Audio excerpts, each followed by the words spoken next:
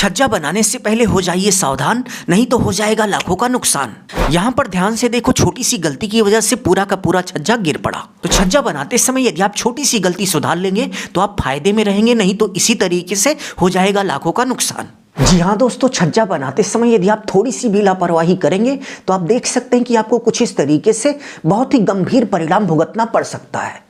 आप देख सकते हैं कि आपका छज्जा कुछ इस तरीके से गिर सकता है, छज्जे में क्रैकिंग आ सकती है। तो इस वीडियो में हम आपको स्टेप टू स्टेप बताने वाले हैं कि छज्जा बनाते समय आपको कौन कौन सी गलती नहीं करनी चाहिए। तो यदि आप छज्जा बनाने वाले हो तो वीडियो को पूरा देख लीजिएगा, नहीं तो आपको गंभीर परिणाम भुगतना पड़ सकता है। क्योंकि आजकल के कॉन्ट्रैक्टर को रत्ती भर भी फर्क नहीं पड़ता कि घर बनाने के बाद घर का छज्जा गिरेगा या फिर उसमें क्रैकिंग आएगी, इससे उन्हें कोई मतलब नहीं है। तो चलिए एक एक करके देख लेते हैं कि भाई छज्जा बनाते समय किन बातों का ध्यान देना चाहिए। तो सबसे पहले यहाँ पर क्वेश्चन उठता है कि भाई छज्जा होता क्या है। तो यदि हम छज्जे की बात करें तो आप देख सकते हैं कि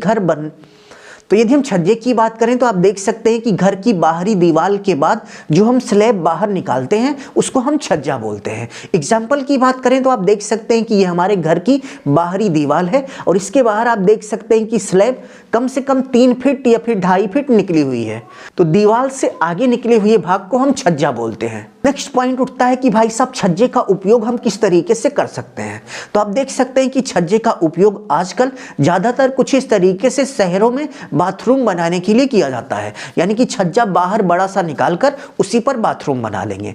नेक्स्ट स्टेप की बात करें तो आप देख सकते हैं कि छज्जे का उपयोग आप कुछ इस तरीके से मिनी गार्डन के भी रूप में कर सकते हैं। और इसके साथ साथ सबसे इंपॉर्टेंट, छज्जे का उपयोग ज़्यादातर बाहर का नज़ारा देखने के लिए किया जाता है, यानी कि आप अपने रूम से निकलकर छज्जे पर आ जाएंगे तो आपको बाहर का पूरा नज़ारा दिखेगा। तो सेकंड पॉइंट आपका पूरी तरह से क्लियर हो गया होगा कि छज्जे का उपयोग किस लिए ज़्यादातर किया जाता है।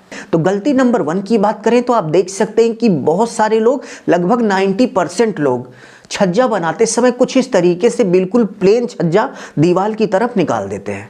तो ये पहली गलती है, आपको प्लेन छज्जा नहीं निकालना है। क्या निकालना है हम आपको आगे बताएंगे। दूसरी गलती की बात करें तो आप देख सकते हैं कि इसी प्लेन छज्जे पर बहुत सारे लोग बाथरूम बना देते हैं और बाथरूम बनाने के बाद छज्जे पर लोड आया और छज्जे पर लोड आने के बाद आप देख सकते हैं कि कुछ इस तरीके से क्रैकिंग आना स्टार्ट हो जाती है। क्योंकि छज्जा जब अकेला था वो बिल्कुल पर्याप्त मजबूत था, लेकिन उसी पर आपने कुछ इस तरीके से बाथरूम बना दिया तो बाथरूम का लोड जो है छज्जे पर आ गया। तो उस सिचुएशन में छज्जा आपका कमजोर हो गया।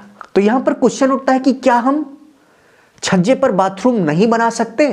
तो ऐसा बिल्कुल भी नहीं है, आप छज्जे पर बाथरूम बना सकते हैं, लेकिन छज्जे पर बाथरूम बनाने के लिए छज्जे को भी आपको पर्याप्त मजबूत बनाना पड़ेगा। तो यहाँ पर क्वेश्चन उठता है कि भाई साहब छज्जे को हम पर्याप्त मजबूत कैसे बनाएं।